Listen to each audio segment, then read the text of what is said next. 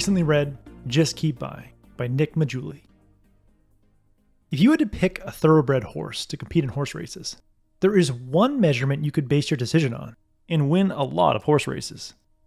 When famed horse owner Jeff Setter started buying horses, he looked at a horse's pedigree, nostril size, excrement weight, fast twitch muscle fiber density, and a host of other measurements, but nothing led to a winning horse. Then he started using an ultrasound machine to measure the size of horses' hearts, and only purchased horses with abnormally large hearts. In the years that followed, his horses dominated the racetracks, and one of his horses, American Pharoah, won the Triple Crown.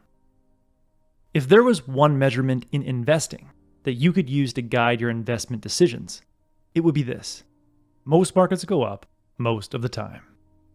Despite a Great Depression, a world war, the threat of nuclear war, and a great financial crisis, the stock market in the United States has gone up 160,000% after adjusting for inflation from 1922 to 2022.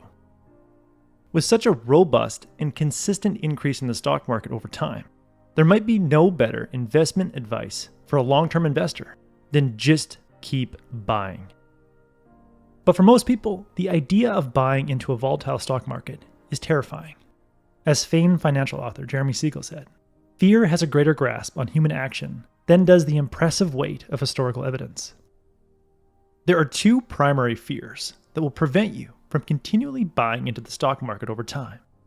Let's explore each fear, then see if you think they are valid concerns at the end of the video. Fear number one: the market has peaked and it may never recover. The most common counter-argument to just keep buying is the Japanese stock market over the last 33 years. If you invested $1,000 at the peak in 1989, it would only be worth $690 today. However, if you just kept buying and invested $1,000 a year over the last 33 years, your $33,000 invested would be worth $59,000 today. That's not a great return, but it sure beats keeping your money in cash and watching it get eaten away by inflation. But luckily, you don't need to settle for mediocre returns if you don't wed yourself to one market. Remember, it's most markets go up most of the time. Not one market will go up until the end of time. In any 30-year period, 88% of markets around the world make new highs. Therefore, if you invest in several markets, the chances of your portfolio recovering from a crash in 30 years is almost 100%. An easy way to invest in most markets is to buy a large world index like VT, the Vanguard Total Stock Index ETF, which costs 0.07% to hold each year, or $7 for every $10,000 invested, which is much cheaper than a mutual fund. The Total World Stock Index ETF is a collection of 9,551 stocks in every investable market around the world, and it automatically replaces dying companies with thriving companies, so you don't need to manage it.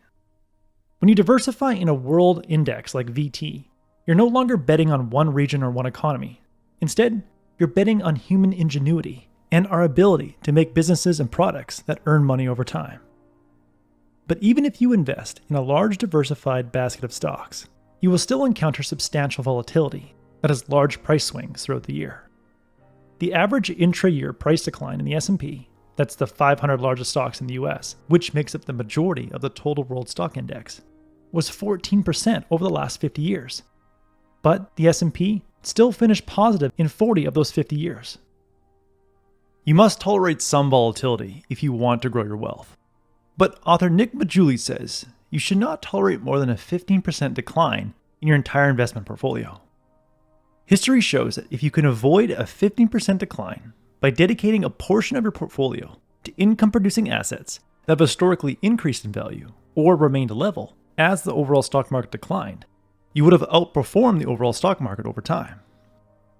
In nearly every recession, including the Great Financial Crisis of 2008 and the COVID crash of March 2020, stocks went down more than 30%, but long-term US Treasury bonds, which people buy through the ticker symbol TLT, went up as stocks declined.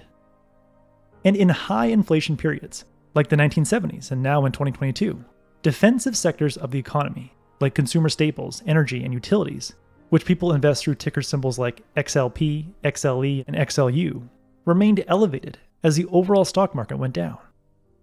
The goal is to find the right balance of income-producing assets, that are uncorrelated to the movements of the general stock market, so you can keep your drawdowns to less than 15% in any turbulent market. Fear number 2. The market is crashing. I'll wait for things to get better before I buy. When the stock market portion of your portfolio crashes below 15%, it can feel like your money's being incinerated, and it becomes especially hard to just keep buying. But if you can find the courage to keep buying stocks when stocks are getting massacred, the money you invest will enjoy supercharged returns when the stock market recovers. Because if you invest when the market is down 20% and it recovers, you don't make a 20% profit, you make a 25% profit. Likewise, if you invest in the market when the market's down 33%, like it was in March 2020, you don't make a 33% profit when it recovers, you make a 50% profit. The higher percent down a market is, the more you stand to make when the market recovers, and the longer you can wait for a recovery while still enjoying nice annual returns. After the great financial crisis in 2008, when the stock market was down 55%, you could have waited 10 years for the market to recover and yield an 8% annual return for each of those 10 years. But luckily, it only took 4 years to recover, and it rewarded the people who kept buying when things were most grim, with a 22% annual return over those 4 years.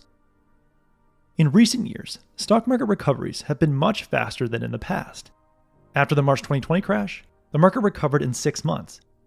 In December 2018, when the market was down 16%, the market made an all-time high 4 months later. Those are violent recoveries, and violent recoveries are just one reason why you shouldn't wait to buy in the hopes of buying at the bottom of a crash. If you hold off buying, or worse, sell your stocks with the hope of buying at a better price, you are likely to miss the bottom and buy back into the market at a higher price than if you just kept buying as the market went down. Even in a prolonged bear market like the 1970s, if you missed the 10 best days during the decade, you would have a negative 20% return, compared to a 17% return you would have enjoyed by just staying invested. And if you were out of the market entirely during those horrible years and just held cash, inflation would have eroded your purchasing power by 17%. In the end, if you were to receive investment advice from someone 30 years in the future, there's a good chance that their message would say, just keep buying. Because history has shown that there's no easier, time-tested method to grow your wealth than continually buying a large, diversified, low-cost index of stocks. There's a very high probability that what's worked for the last 100 years will continue to work. So if you have a long-term horizon, just keep buying when you can, with what you can, no matter how the stock market is doing, and balance out your stocks with assets that are uncorrelated to the general stock market so that you can weather severe downturns and enjoy solid annual returns over time. That was the core message that I gathered from Just Keep Buying by Nick Maggiulli.